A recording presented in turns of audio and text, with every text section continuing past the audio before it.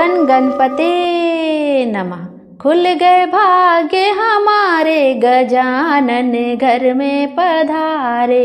रिद्धि सिद्धि को संग लाए, गजानन घर में पधारे। शुभ और लाभ के थापे लगाए, पूर्ण होंगे काज हमारे, गजानन घर में पधारे। खुल गए भाग्य हमारे, गजानन घर में पधारे। बोले गणेश जी महाराज की जय।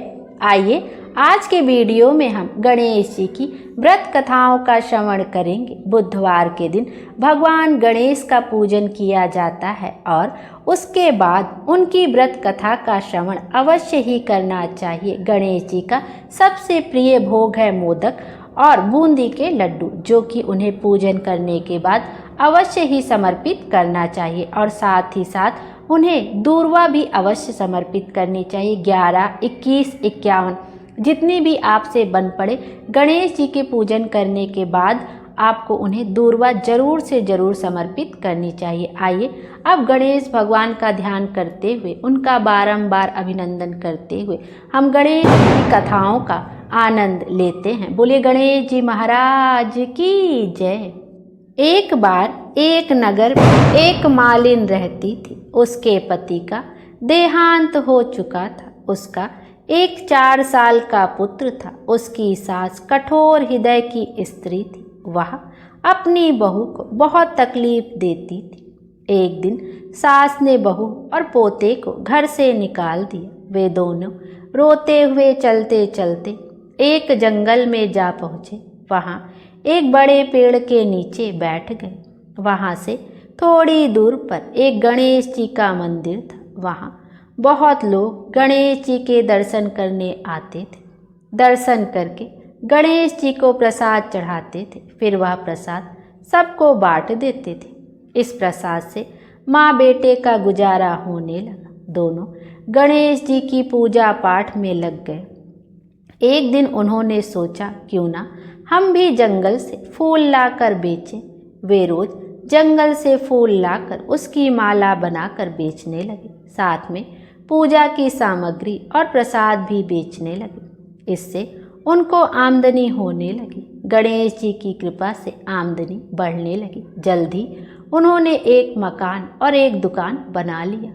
एक राजा की लड़की मंदिर में रोज पूजा करने आती थी।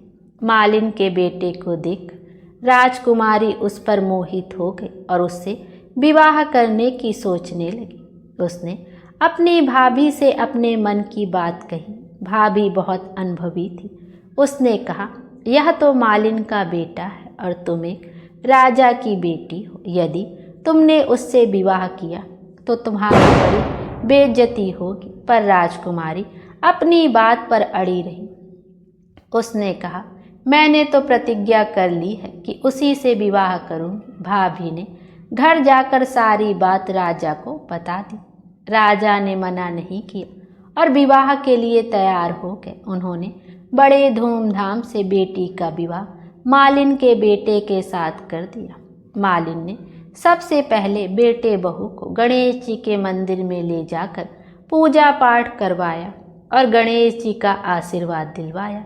इसके बाद पूरे नगर में यह बात फैल गई कि गणेश जी की पूजा करने से सब दुख और कष्ट दूर हो जाते हैं। यह बात सुनते ही नगर के सभी लोग मंदिर आने लगे। मालिन और उसके बेटे की बिक्री और बढ़ गई। उधर उसकी सास के बुरे दिन आ गए। अन्नदाता उससे रूठ गए और वह भूखों मरने लगी। एक दिन वह रोती धोती उसी गणेश जी के मंदिर में आ पहुंची। वहाँ वह मालिन के बेटे से बोली, मैं बहुत भूखी हूँ, मुझे रोटी कपड़ा दे देना। इसके बदले में मैं तुम्हारा सारा काम कर दूंगी। लड़के को दया आ गई और उसे काम पर रख लिया। उसने अपनी दादी को नहीं पहचाना। जब मालिन घर आई तो उसने सास को पहचान लिया। वह सास से बोली, सासू जी आप यहाँ कैसे? सास ने पोते की तरफ इशारा करके कहा, मेरी इस सेठ के यहाँ नौकरी लग गई है। बहू बोली, यह आपका पोता है और यह घर भी आपका ही है। यह दुकान भी आपकी ही है। जब आपने हमें घर से निकाला तब गणेश जी ने हमारी रक्षा की। बहू की बात सुनकर सास बोली, मेरी करनी मैंने भोग ली। बहू बोली, सासू जी अब आप हमारे यहाँ रहो और पोते का सुख देखो। हे गणेश जी महाराज, जैसा सुख आपने मालिन को दिया वैसा ही सबको देना। बोलिए गणेश जी महाराज की जय।